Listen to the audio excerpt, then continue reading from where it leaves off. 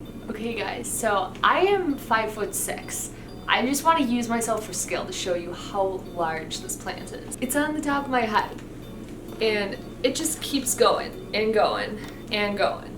Like, it's a big ass plant. Hey, what's up you guys? I'm Caitlin from Leafing Alone Plants, and today I am joined here with the largest plant in my collection, and this is my Mistletoe Cactus. Mistletoe cactuses are a variety of a Rhipsalis, probably saying that incorrectly, like most of the plants that I discuss.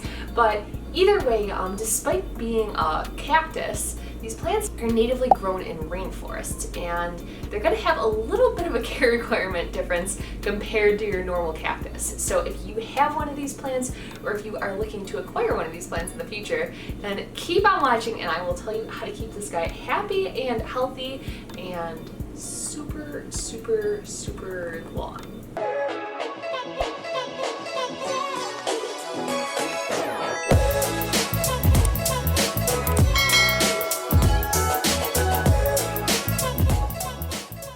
So as you can see, this plant is incredibly large, incredibly long.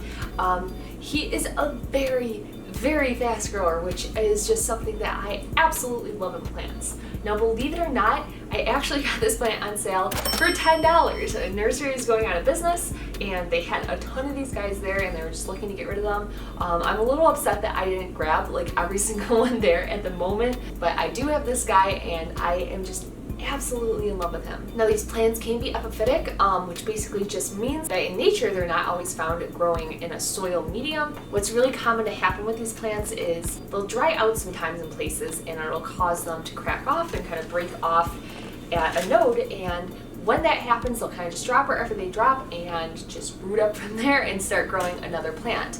So it's not uncommon to see these plants, kind of just latched onto a tree or latched onto, some other medium that isn't necessarily soil and growing out of there. Now, epiphytic plants for me tend to be very easy to care for. I really enjoy taking care of them, and I find that they tend to be pretty forgiving. Now, as I had mentioned, these do tend to be jungle plants, interestingly enough, despite being a cactus. And because of that, they are going to like a fair amount of humidity if you can give it to them. Now, personally, I keep this guy outside.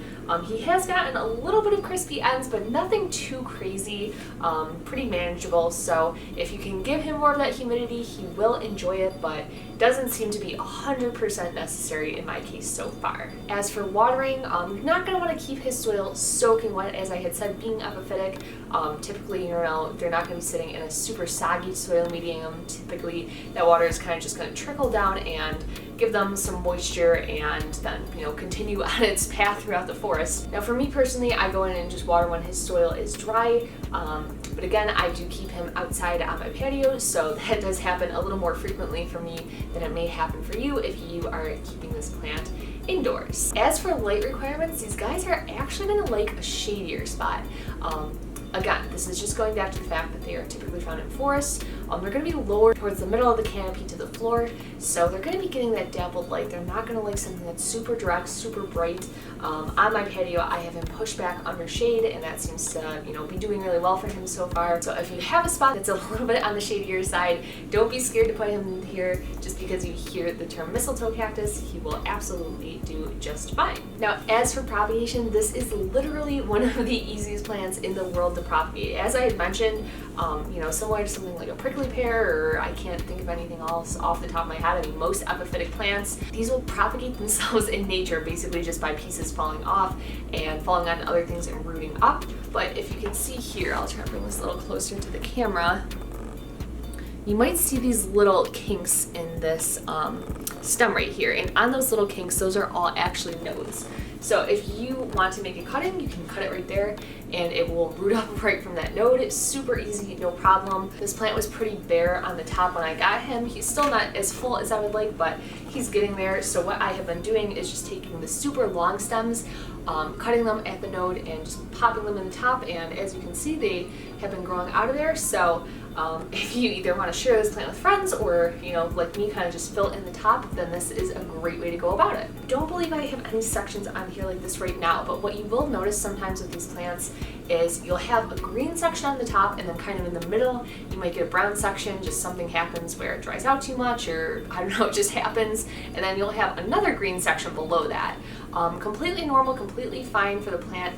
Basically what I like to do in that scenario is just make a cut there and leave the top green part, cut the brown part out, throw that in the garbage, and then I will just root that green part from the bottom back up in the base of this plant. Hopefully that made sense. I feel like that was a lot of jumble. It's probably hard to visualize without me showing you, but basically what I'm saying is if something goes wrong with one of these stems on this plant, don't worry, it's okay. You can revive him super easily. Now this one that I have right here, again, despite being called a cactus, it does not have any needles or anything sharp on him. You know, I can run my hands completely down the spine of this plant and nothing bad is going to happen, but give me 1 second. So I also have this guy, and you may be able to see, I'm not sure how well my camera will pick it up, but this guy actually has those little like standard cactus needles on him. Now I purchased this plant at that same plant sale that I got this one at, and since that sale I have not been able to identify this plant. I've never seen another one like this. So if you are super versed in Rhipsalis or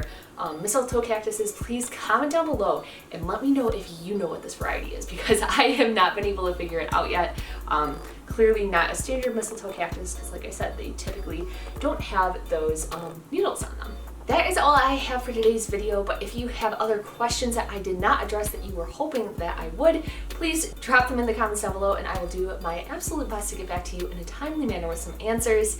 Thank you so much for watching, and don't forget to hit that like button, and if you want to see more videos and more weird, crazy plants like this one in the future, then please hit that subscribe button so you can see them right when they come out. Thank you guys so much for watching, and I hope to see you in the next video.